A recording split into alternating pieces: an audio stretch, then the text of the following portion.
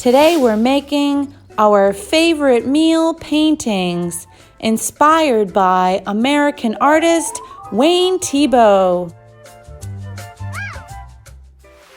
Welcome back, my most amazing artist, Miss Brown here, coming to you from my studio in Brooklyn. Today's project is going to be inspired by artist Wayne Thiebaud. We're going to be constructing a painting of our favorite meals. So get thinking about all those favorite foods and let's get started. The supplies you will need for today's project are pencil, eraser, and sharpener, circular object to trace, black permanent markers, watercolor paper, watercolors, paintbrushes, water cup, paper towel, and an optional ruler. As you may have guessed, Wayne Thiebaud is known for his paintings of food. This beautiful painting of cakes is one of his most famous.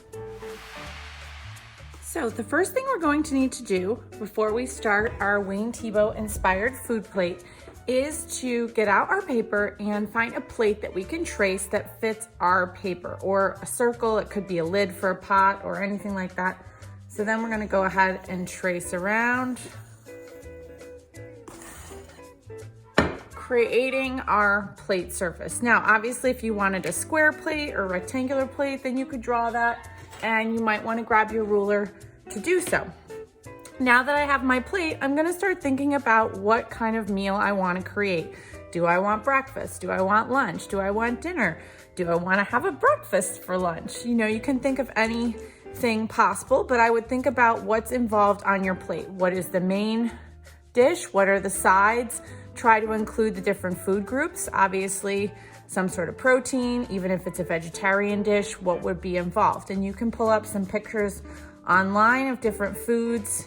So I actually pulled up some pictures of some grilled chicken, barbecued grilled chicken, which I also like. And so I'm just gonna put those in first because I know they're gonna be the biggest thing on my plate. Let me use my other pencil so it's a little darker for you. I'm gonna just draw sort of a very organic piece of chicken. And then one of the things I love about grilled chicken is you get those grilled marks on it. So I'm gonna put those in. And I usually have maybe 2 pieces of chicken on my plate. So I'm gonna have them overlapping, okay? So there I have my grilled chicken. Now I decided I do wanna have fries with it. So I'm gonna put some French fries, and I'm gonna have, you can have any different type, whatever type of fries I want. The long sort of shoestring fries, and I'm gonna have them overlapping. So you can think of whatever foods you want to include.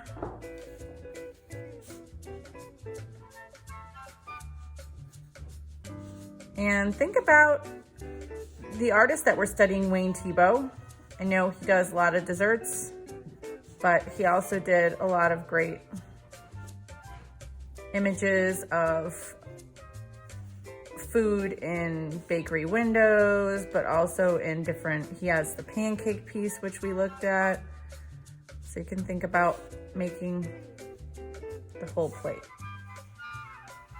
And it's nice if you have a decent sized sheet of paper. This pad of watercolor paper happens to be, let's see, 9 by 12 inches. You could certainly work 8.5 by 11, but then your plate's gonna need to be a little smaller.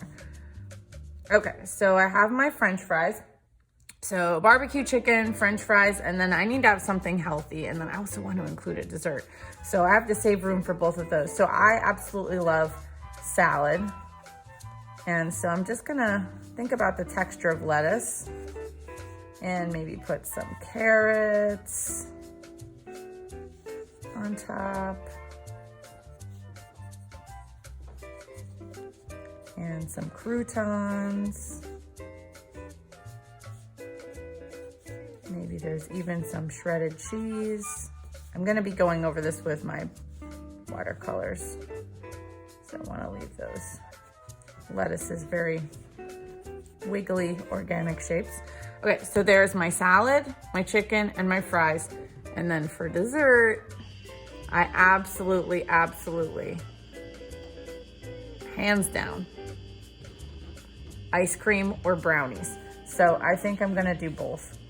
So I'm gonna make a square brownie, and then I'm gonna have some ice cream on the top. Now remember, I'm looking down, so I'm gonna put a little cherry here too. And I'll need to go in and erase those lines because the ice cream is covering the brownie. And obviously when you go in with your colors, you're gonna get more, it's gonna become more obvious to whoever's looking at your project what the item is. Okay, so I'll have to think about what kind of ice cream I wanna put on that. So now that I have my meal planned out, now I can start decorating my plate. So maybe I wanna have a line going around my plate and choose to decorate it with patterns. So I'm gonna finish up decorating my plate and we'll come right back for the line drawing.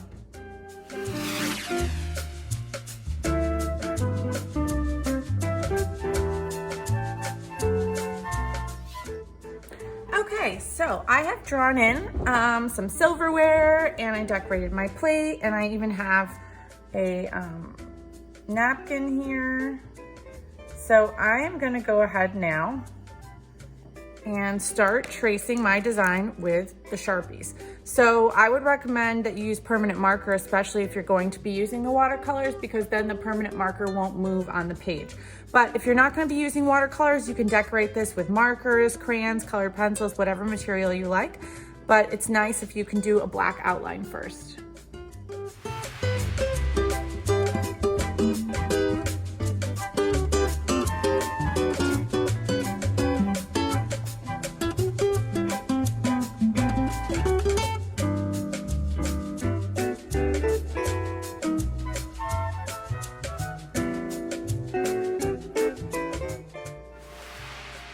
So I am fully set up. I've erased off my pencil lines and I'm ready to go with my painting. I've got a few different size paintbrushes here that I'm gonna be using, and I'm gonna go ahead and paint my food plate.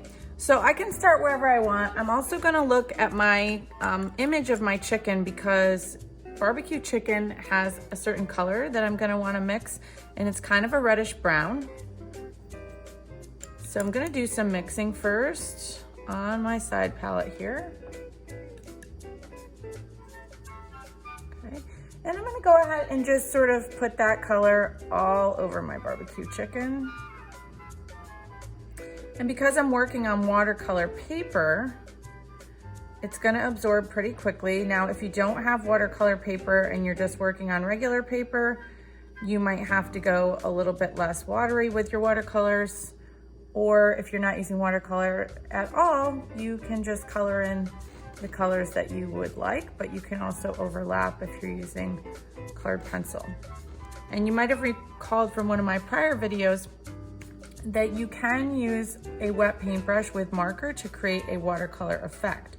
So I'm now just using some of my past knowledge here to add a little bit darker edge. So while it's still wet, I'm doing the wet on wet technique. So I'm adding just a little bit darker edge there. I'm gonna rinse my brush and dry my brush, and then I'm gonna just put some red on my brush because sometimes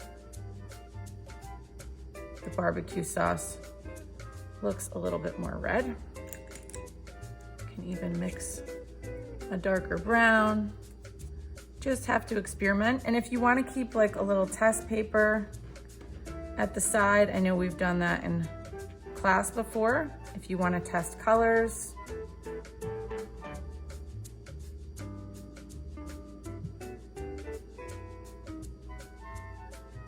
Just trying to get that chicken looking like it's been on the grill. Now I might even want to add a little green got in my yellow. Now, if this happens to your watercolors, you can always wipe it out. I noticed when I put them away, I wasn't super careful. Some of my green. So just a little trick, if you wet it,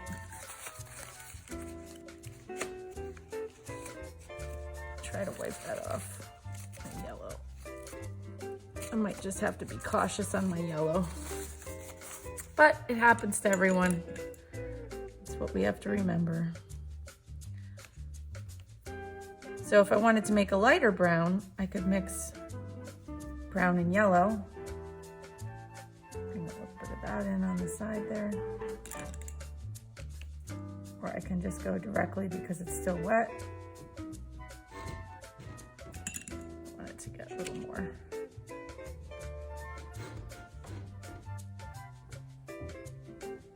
Okay, so that piece of chicken looks like it's pretty good from the grill. Now, if I was to do this chicken next and I accidentally touched, they would bleed together. So I'm actually gonna work a little bit on my French fries next.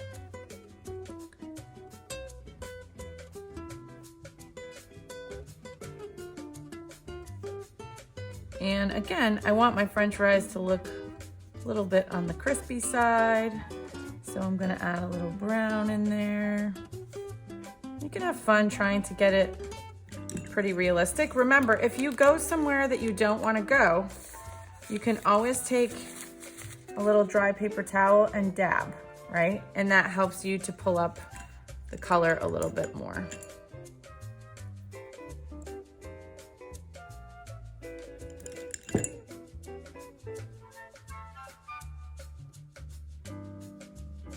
Now, I don't mind really if my fries blend too much because they're in a pile. And remember, if you want a lighter color and you don't have white watercolor, you can just add more water to your paint and that will lighten it up. So like if I want the yellow, that yellow a little bit lighter, I have more water in my paint. Now, obviously to darken the yellow, I would not want to use black because that's going to turn my yellow very muddy. So you would probably want to use like a little bit of orange if you wanted it more golden. So if I wanted to have some more golden French fries, I could add a little bit of orange, but you don't want to go too much orange because then it's going to start to look like a carrot strip. Okay. So for my lettuce, I'm going to do the same thing. I'm going to mix up a bunch of different greens and I'll see you back here in a moment.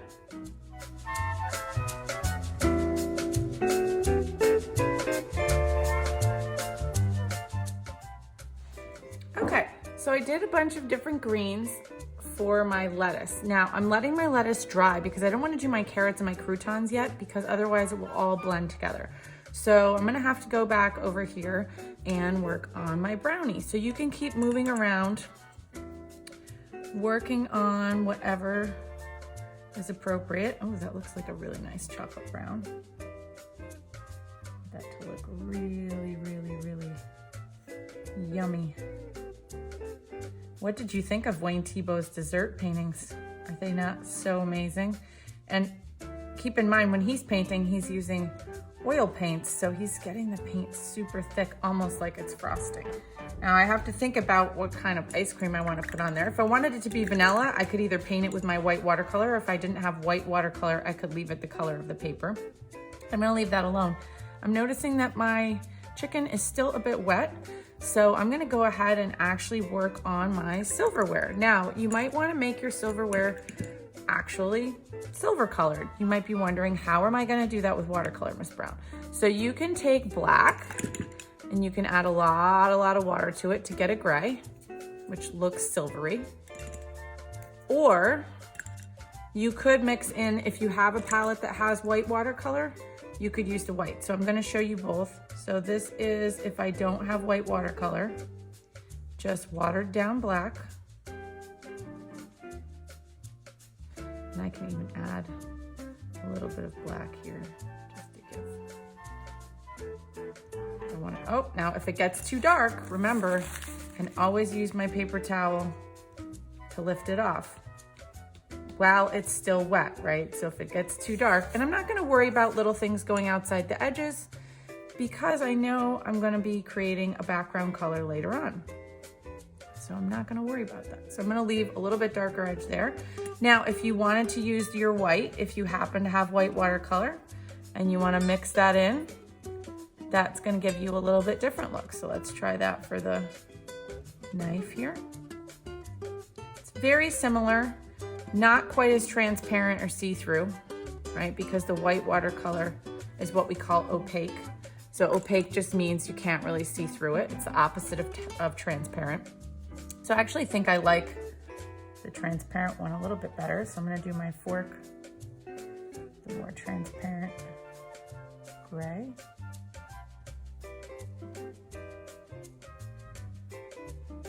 Okay, again, if I want my napkin a certain color, I wanna let that dry first. So I'm gonna go ahead, I'm gonna let this dry for a few minutes and then we'll finish up. So I've let everything dry. I just have one more spot here to get dry, and then I'm gonna go ahead in with the time lapse.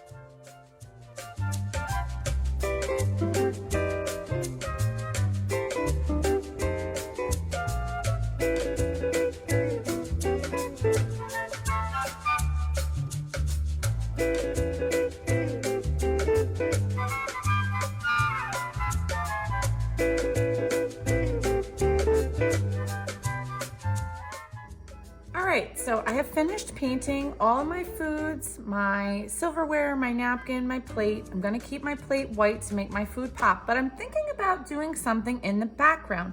Haven't really decided what yet. I think a pattern might be nice, like a pattern tablecloth, and I was thinking of a red and white checked tablecloth.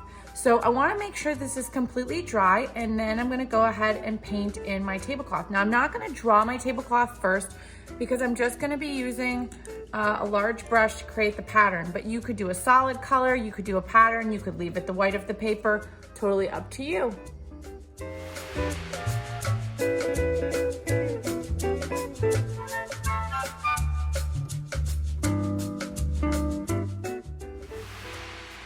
Okay, so this is my finished food painting and I'm really excited. The only thing I have left to do is I'm noticing that I forgot to paint in the little cherry stem. So I'm just gonna take the smallest brush I have. I could even use a marker if I didn't have a small brush. This brush is the smallest I have. Just paint my cherry stem. Now, if I wanted to go back and do any techniques now that would require things to be dry, like my French fries are dry, maybe I wanna add a little golden shading on some of my fries. I'm just gonna mix up a little bit more gold color. Just go on a few of them. It's not gonna blend. If you remember from other watercolors we've done, this is the wet on dry technique. So that would be a technique where if I wanted to add some small details, maybe I wanna add a little more darker green edges here. You can see now it's not blending with my other pieces of lettuce. So this would be the perfect time to add in those details. And I think I'm gonna do just a little bit, make this a little darker over here.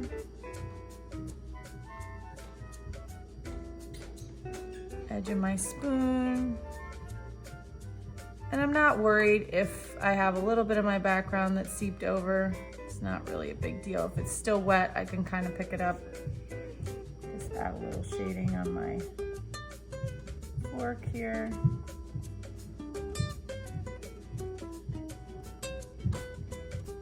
And maybe even lastly, just a little bit of a darker blue edge on the napkin.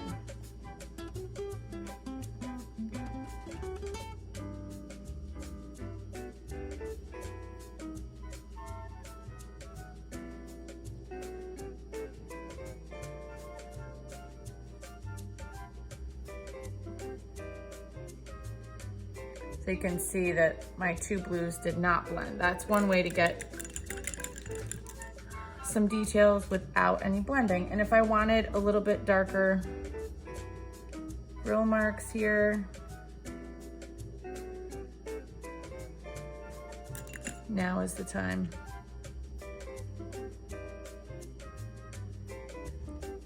To add those in as well, because it's gonna sit on the surface, it's not going to blend. Oops, and if I get too much, remember you can always lift it off as long as it's still wet.